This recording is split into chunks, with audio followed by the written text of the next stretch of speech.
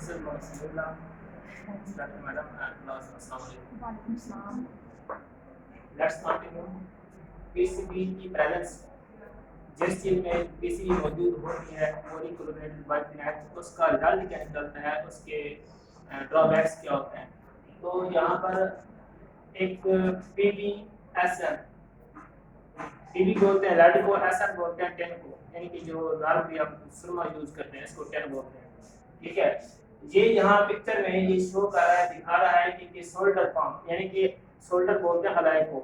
जब दो metal due to the heat की वजह से मेल्ट होते हैं तो वो आपस में मिक्स हो जाते हैं, मिक्सचर बोलते हैं इसको। तो जब मिक्सचर बनता है तो उसका मलाई बोलते हैं। तो इसका हलाई ये वाला जब क्रश होता है, क्रश कैसे होता है, ऊपर से एसिड रेन, आप लोग जानते हैं एसिड रेन कैसे बनती है, जब एटमॉस्फेरिक में डेंजरस टाइप की जो गैसेस होती है उनकी से जब बारिश होती है तो उनके साथ मिल जाती है। तो दिस इज एसिड रेन। तो जब एसिड रेन इस अलाय पर पड़ती है, पीसीबी का जो अलाय होता है इस पे पड़ती है तो ये क्रश होना शुरू हो जाती है। ये वाला क्रश नहीं, वो वाला। ठीक है, डेफिनेटली रिजल्ट दोनों के सेम ही होते हैं। अच्छा, जब एसिड रेन होती है तो क्रश होता है, तो क्रश के रिजल्ट में यानी कि ये पिघल कर नीचे आते हैं तो सॉल्युबल हो जाती है, यानी कि जात हो जाते हैं। क्या? PP lead. जब लेड सॉइल के अंदर हल होती है तो फिर ये जमीन में चली जाती है, तो हम इसको मुख्तलिफ ज़राए से पानी निकालते हैं। तो जब हम इसको नल के जरिए से ड्रिंकिंग वाटर के तौर पर यूज करते हैं तो ये ड्रिंकिंग वाटर जो होता है हमारी बॉडी में, यानी कि ह्यूमन बॉडी को अफेक्ट करता है ड्रिंकिंग वाटर। और यहाँ पर ये पीसीबी जो है बिल्डिंग में शो किया गया है, तो इसमें जब हम एज अ फिलर के तौर पर इस्तेमाल करते हैं, देख रहे हैं यहाँ पर एज ए फिलर, यानी कि ये वाला एज ए फिलर, यानी कि इसको आरसीसी के नाम से भी जानते हैं।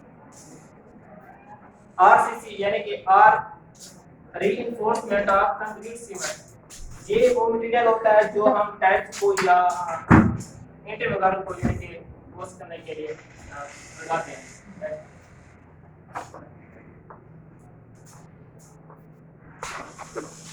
जैसे स्क्वायर रूल्स, यानी कि वो पाथवे, वो रास्ते जिनके जरिए से पीसीबी मुख्तलिफ ह्यूमन को अफेक्ट करते हैं, वो कौन कौन से पाथवे हैं जो जिन से गुजर के ह्यूमन को अफेक्ट करते हैं। फर्स्ट ऑफ ऑल जो है वो इंजेक्शन। आप लोग जानते हैं इंजेक्शन जो होती है क्या होती है। इंजेस्ट यानी कि जो चीज हम खाते हैं या इंजेस्ट करते हैं अंदर ले जाते हैं, तो उसके जरिए से जो कंटामिनेटेड फूड होगी, यानी कि पीसीबी के जरिए तो कंटामिनेट हो चुकी होगी, उसको हम जब खाएंगे इंजेस्ट करेंगे तो उससे भी हमें मेरी केस के ड्रॉबैक्स नजर आएंगे। इनहेल करते हैं, सांस लेते हैं, इसके वजह से भी पीसीबी अंदर जाती है। स्किन कांटेक्ट, जब कंटामिनेटेड चीजें हम अपने बॉडी से टच करते हैं तो उससे भी होता है बायोअकम्युलेशन।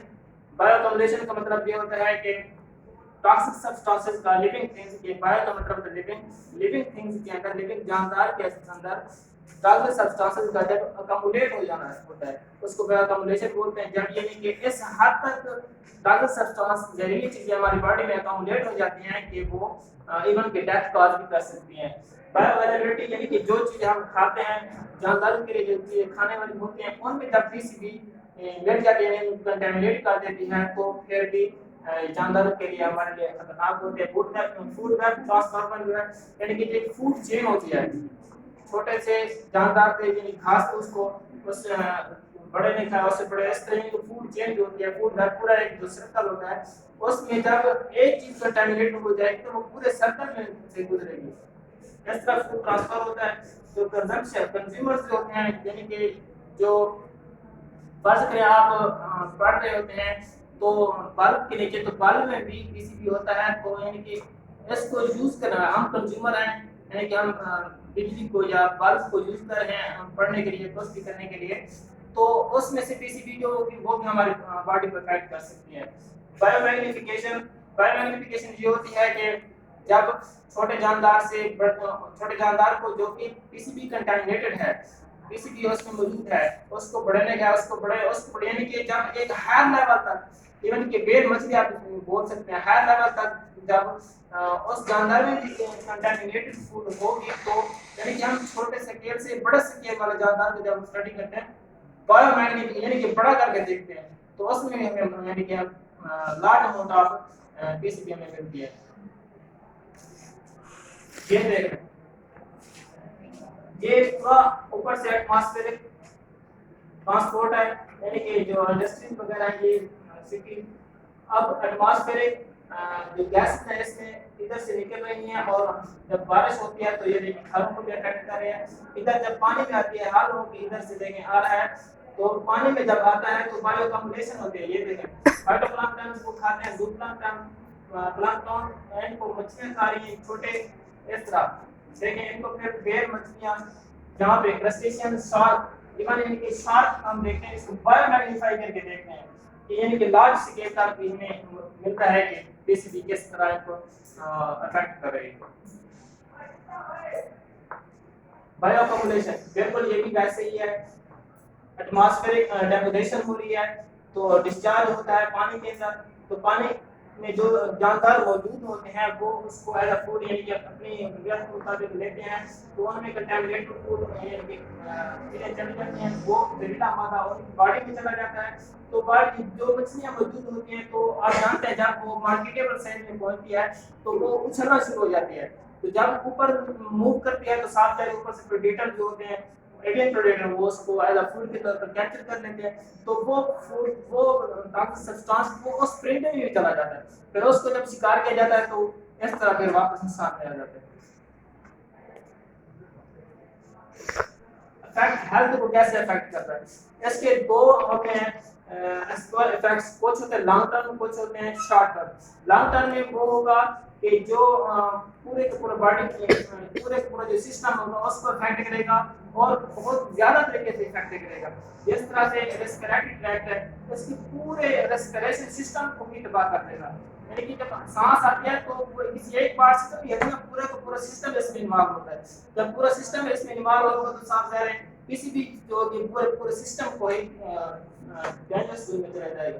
अच्छा डेवलपमेंटल इफेक्ट्स इसमें यह है कि डेवलपमेंटल जोन में जब पीसीबी एंटर होगी तो वो हो सकता है कि डेवलपमेंटल स्टेजेस जो है वो डिस्टर्ब हो सकती हैं, तो न्यू बॉर्न बेबीज जो है वो उसकी सेहत पे इफेक्ट कर सकता है और उसकी डेवलपमेंट सही नहीं हो सकती, इस तरह जो डेवलपमेंट को अफेक्ट करता है। लिवर इफेक्ट्स लिवर के काम करने की एफिशिएंसी को जो है वो अफेक्ट करता है, काम करना सिस्टम कर देता है।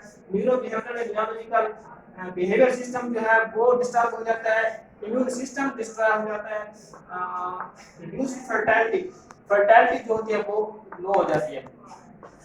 मिसकैरेज इवन के फीमेल्स में जो मिसकैरेज हो जाता है due to the effect of the PCB reduced birth weight, जब बेबीज पैदा होते हैं यानी कि इसमें आ जाएगा डेवलपमेंटल इफेक्ट्स में, डेवलपमेंटल इफेक्ट की वजह से जब बेबी पैदा होंगे उनका बॉडी वेट जो होगा बहुत कम होगा और इस तरह ये कैंसर भी काज कर सकता है।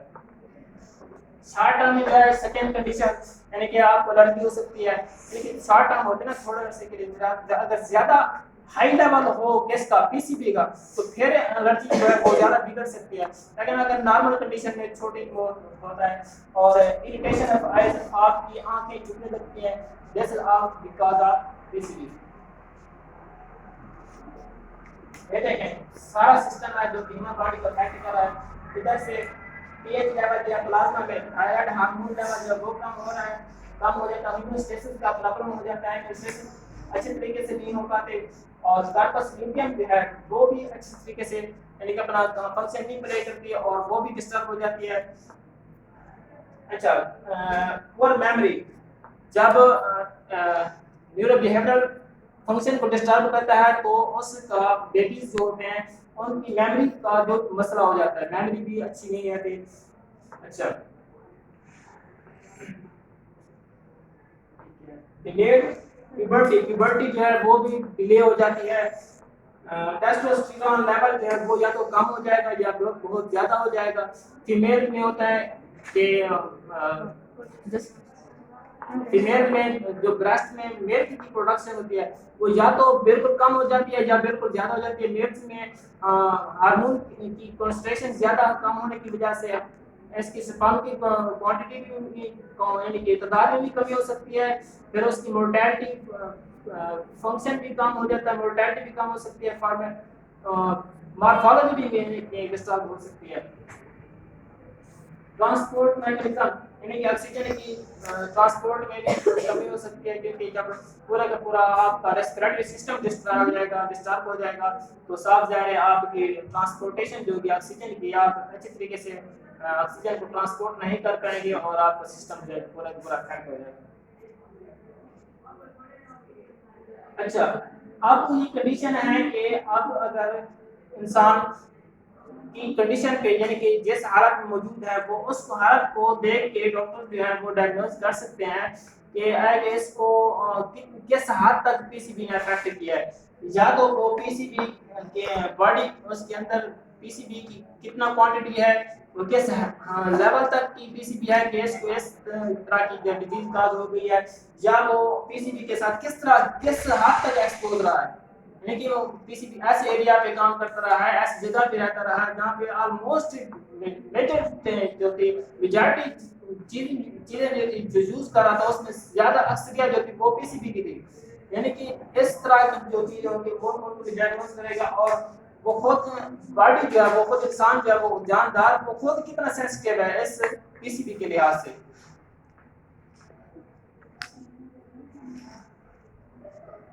अच्छा, बॉडी ऑर्गन को अफेक्ट कैसे करता है, ये नॉर्मली इसमें जो है कि बॉडी के ऊपर छोटे छोटे हल्के छोटे छोटे जो दाने निकल आते हैं बॉडी पे, तो वो दाने जो है हफ्तों से साल तक भी रहते हैं। और शॉर्ट टर्म चेंजेस होते हैं एक्टिविटी लिवर में, लिवर जो है वो पहले शॉर्ट टर्म चेंजेस होती हैं, अगर उनका प्रॉपर इलाज ना किया जाए, ट्रीटमेंट ना की जाए तो फिर ये ज़्यादा भी डेंजरस टाइप का हो सकता है। तो immune system, endocrine system, reproductive system को भी डिस्टर्ब करता है, उसमें भी इफेक्ट होते हैं, और लिवर और ब्रेन कैंसर भी काज करता है। ये मदर से डायरेक्टली रिलेटेड होता है।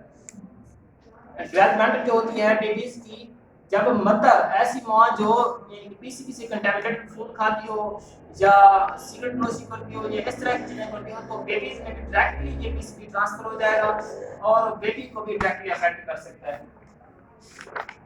लिवर डिसऑर्डर है, लिवर आप जानते हैं कि अपना हार्मोन सीक्रेट करता है जब फूड उसके अंदर, हर केस में लिवर का मेन फंक्शन ये है कि एक्सक्रीशन करता है।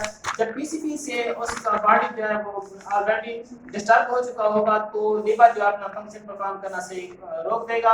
यानी कि फर्स्ट है कि एलिवेशन, सीरम ट्राइग्लिसराइड एक हार्मोन है, उसका लेवल नॉर्मल रहे तो ठीक है, अगर बॉडी डिस्टर्ब हो गई है तो इसका लेवल एलिवेट कर देगा, यानी कि बढ़ जाएगा तो साफ ज़ाहिर प्रॉब्लम हो जाएगा।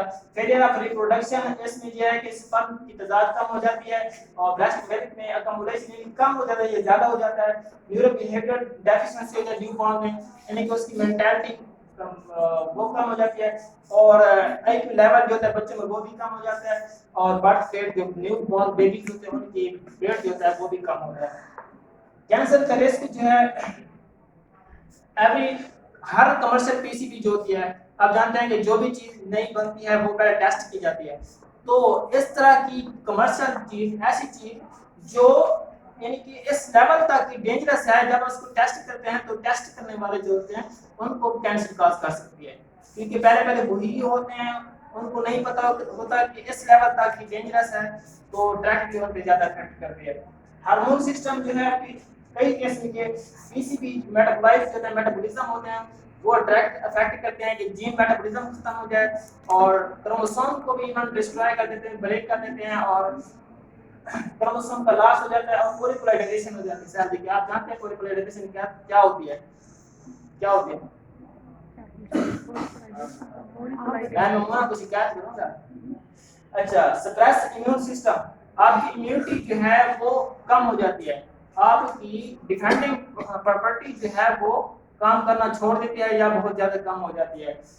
कार्सिनोजेनिक इफेक्ट्स है, ईपीए जो इदारा है एनवायरमेंटल प्रोटेक्शन एजेंसी ने इसने बताया है कि पीसीबी एक कार्सिनोजेनिक फैक्टर है फॉर ह्यूमंस।